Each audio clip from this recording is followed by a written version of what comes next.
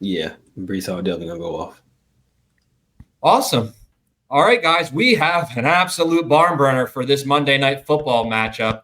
We have the Giants at the Steelers here, but we're going to look at our best player prop bets for this game. John, any players stick out for you for props for this Monday Night Football matchup? Well, I'm doubling down on some of our picks from last week, but the Giants offense might be a one-legged stool, but that one leg better get me 70 yards on Monday night. So I got Neighbors over 68.5 receiving yards. Again, like there's not much offense going on there in New York. Last week, Neighbors was having a decent game, but then Daniel Jones got benched. And they couldn't make it happen against that Philadelphia Eagles defense. It ruined a parlay, but again, you got to go back to the well because these guys, they have on weeks and off weeks, and I'd hate to miss out on him having another big week like he did in the weeks prior. He's hit this line 3 straight times before he had that, bummer last week. He's got the butterflies in it that are flying around his head, after the concussion. Those are all gone now. He's got an extra week to get that out of his system. And also talking about best lines and using that feature on the app, the best line is on FanDuel for this one. It's at 65.5 yards, which is significantly, I know it's 3 yards, but that's significant as far as a line goes. So if you're looking to bet the over on this one, go to FanDuel for it. You get 3 extra free yards for the same odds. And yeah, Pittsburgh is below average in pass yards per attempt and pass yards allowed. I think that the game script fits this as well because I expect the Giants to be behind early and often in this one. And he's always gotten like at least 8 targets for in the games that they've been playing this year. So I think at that number, 68.5 receiving yards is low if you're getting 8 targets. So I like this, how this sets up. As long as we don't have any like weird primetime madness, I like how this is going to play out. But what do you guys think? 100% agree. He owes from last game, but like you said, just getting back from concussion. Still trying to get acclimated. I think against that Pittsburgh defense, he's gonna do his thing. He's number one target. Him and DJ, he gonna get right back like a good neighbors. Malik is there. Right. I was gonna say he could show up a lot in the quick game as well, because when you're this Giants offensive line going up against TJ Watt is probably not going to be the most favorable matchup in the world. So look for those tunnel screens, look for those quick slants, but hopefully he can break at least one of those and get some long gains on the night, or the offensive line can hold up at least once in pass protection for a big one. But Ty, you got any thoughts? Yeah, this was my best bet for last Sunday, and he had, I believe, 44 yards after the first half, and then the game just got completely out of hand. It got to the point where he was just sort of running laps, and it was just like hike, sack, hike, sack, hike, sack. So if that offensive line can improve from last week, then I absolutely love this. But that is my one worry. But the EP score is also talking at us that this is a 99.99. So I totally believe in our model in that regard. And this is lower than last week. So I like it, man. They're going to have to go to their best player if they want to win. It's as simple as that. Yeah, for sure. And even if they're losing, they're still going to need to go to their best player. So hopefully they follow through on that. So true. But B-Dot, what looks for you on this vast charcuterie of props for Monday Night Football? Oh, man, like when I was a little kid, man, I get a real good booger in the nose, man, and I always say, man, it's gonna be some good pickings. So I got to go with my man George Pickens, man. He had 111 yards last week. Him and Russ on that deep ball was really connecting. I think this line is very I think it's low. I actually got it in at 58.5. And you can actually get that on FanDuel too. So yep. I bet y'all better get it in because it's going up. And we all know Russell likes to throw that deep ball. And George Pickens is his number one target. Hell of a catch last week. Threw it back shoulder. I don't even know if he meant to throw it like that. George caught that thing like a Birkin bag and went to the ground with it. I said, okay, Russell, I see. Got them toes sucked by Sierra, them goodies. So I think it's gonna be another good week. He and they back at home. He had the crowd. The first day was booing, but now they believe in Russ. And I feel as though Pickens gonna do his thing, man. Come on now, come on. And the EP score always go if it's 80 plus. You got to go with it. That's my motto. 80 plus is good enough for me. Shit, I was an 80 plus student in high school and college. That's all I was getting was B's. You feel me? While picking my nose. So yeah, man, I feel as though this is going to be a great best bet. Y'all better lock this in because, like I said, it's rising. It's rising like the economy. So, how y'all feeling? I like it. I think you did the best you could with the props being slim pickings, but yeah, you guys can boo me. It's all right. You're allowed to boo. I like that. No, I love that sets up that he's gonna have probably I would hope 2 receptions over 30 yards. It seems like if they get one-on-one coverage on the outside, which they should get a lot in this game, Russell's just gonna throw it up, and Pickens might catch 2 out of 3 of those, but that moon ball is coming. The moon ball might be back when you got a guy like George Pickens who can make 50-50 catches, unlike anyone could on that Denver Broncos offense when Russ was there. So I like how this sets up. What do you think, Ty? Yeah, I absolutely love it in terms of the deep ball. Like you said, Russ can definitely sling the rock a distance if he needs to, and Pickens has shown so far that he's that guy that can bring down a lot of these big catches. So might only need 2 catches to get this number, which is pretty wild. But as John also mentioned, do not be afraid to shop this around in other books. It's at 58.5 on FanDuel, and who knows what could happen till Monday, come Monday, potentially with this line going up or down, as we just saw with this Thursday night game and people being active, inactive, and things like that.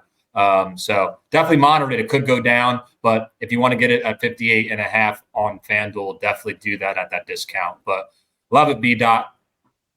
Thank you, man. Thank you. I appreciate you. So yeah, last but certainly not least, I'm going to go with Wan'Dale Robinson over 5.5 receptions. I absolutely love the value of this prop at plus 125 odds, based on the fact that he's the second most targeted player in the entire NFL. Wan'Dale was hauled in 6+ receptions in 4 of the last 5 games, and he also leads the team in receptions. Now, look, I know the Giants do have a bad offensive line, so I expect Jones is going to get the ball out often and fast to Robinson if they want to have a chance to win this game. Last week against the Eagles, the offensive line surrendered 8 sacks. So not much time for Daniel Jones in a game like that. So I think this is just more opportunity to feed Robinson. Give me the plus odds on this one. I'd even consider looking at some alt lines as well. I don't think many have come out yet, but it's at 5.5 with plus odds. So whether you're looking for an SGP or even maybe just betting the alt line, I would definitely look at maybe 4.5 or even 3.5 that over to see maybe if you want to cheat a little bit. But I absolutely love this based on the information that's presented to me. Talk to me, guys. Man, bro, if you want analytical type, bro, I wouldn't even know that. I didn't know he was the second highest targeted reception guy in the league. Look, if it was between life and death and I would have had to guess that person, yeah, bro, y'all would have been at my funeral this following week. And I love his name. You feel me? I like wide receivers with apostrophes in the middle of their name. They really get the job done. So his parents are very punctual. So I'm telling this, bro, and I know I can find this on Prize Picks at a 3.5 Goblin. So like I said, if you like Ty said, if you want to get some alt lines and some guarantees, you want to get a little cheap pick. Man, look, hop on Prize Picks, go ahead and get that 3.5 alt line, 86.71 EP score, man. Yeah, bro. Ty's rarely wrong. So good shit, we're gonna have to start calling him plus money Ty. Yeah, this is a great find. Awesome find. And what was the consistency again? 6 out of his last 7 or 5 out of his last 6 or something like that. Where else can you? 4 out of his last 5, he's at 6+ catches. Yeah, so it's like, where else are you going to find a prop that's hit 4 out of the last 5 times in plus money?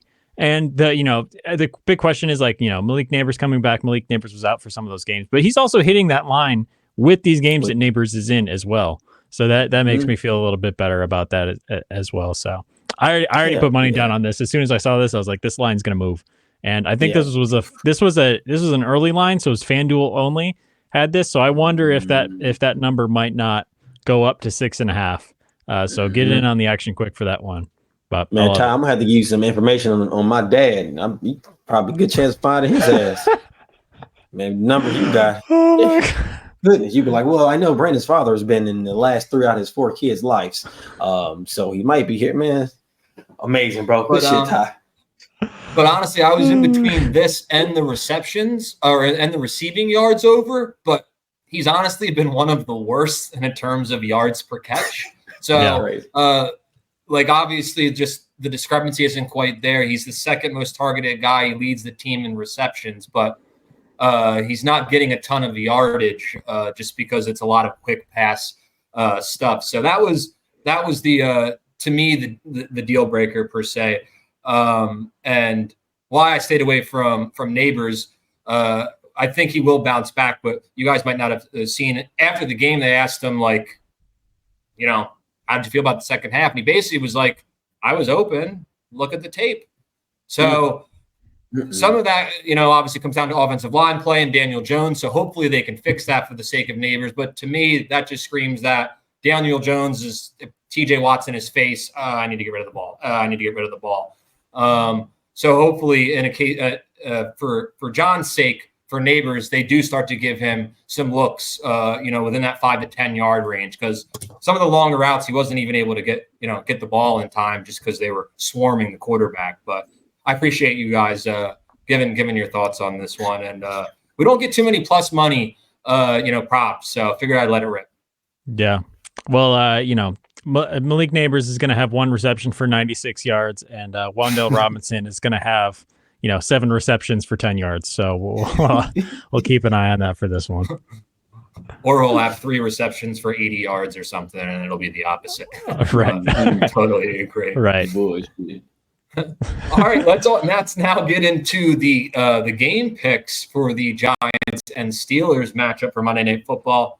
John, talk to me. You like Pittsburgh or do you like New York? Pretty simple, man. TJ Watt versus the Giants offensive line is going to be like a fox in a chicken coop. And it took effort to not say that with a Southern accent, but give me Pittsburgh -6. B-Dot, who you got? Man, just like I chose the Rams last week successfully to win. This is another winning week for me. My guys. Man, look, man, if Ty going with Pittsburgh, then I'm going with Pittsburgh, man. Look, like you said, bro, TJ Watson versus that offensive line is gonna be like Deshaun Watson in the massage parlor, bro. It's gonna get crazy in that bit. So it's gonna get bad. It's gonna get bad for them Giants, and hopefully, simple as that. I don't even got nothing else to say. Daniel Jones, I'm praying for you, brother. That's all I can take, bro. Because them Watts about to be lights out. Yeah. Ty, what you got? We got Three's Company, fellas, yet again. Give me the Steelers -6. Giants are an absolute mess right now on offense. There's no way I can put down the hard-earned money that I make on this team in this game, even with the points. The Giants have allowed the 3rd most sacks this season. Steelers defense has the 2nd most turnovers in the NFL. This sets up perfectly for Pittsburgh. I expect TJ Watt is going to be causing massive issues for the Giants offensive line. And I think Russell Wilson's going to build on what he was able to do against the Jets defense last week and play just well enough for them to be able to win by more than a touchdown. So give me the Steelers -6. Let's get the terrible towels going, baby. I don't have one, but you don't have to go that far. That's all right. No, Thought I had a quick prop around. I usually have a quick prop to pull out. Oh, that's funny. Awesome. Well, this was a really fun one, guys. I want to thank you all for watching. If you enjoyed the podcast, please consider liking and subscribing. It really does help out the channel, and we really appreciate it. Also, leave a comment to let us know what you'd like to see more of, what player props you may be playing, or who you might be playing in fantasy football. And be sure to take advantage of our free trial for the Elite Picks app. The link is in the description below. Good luck this weekend, everybody, and we will see you next time.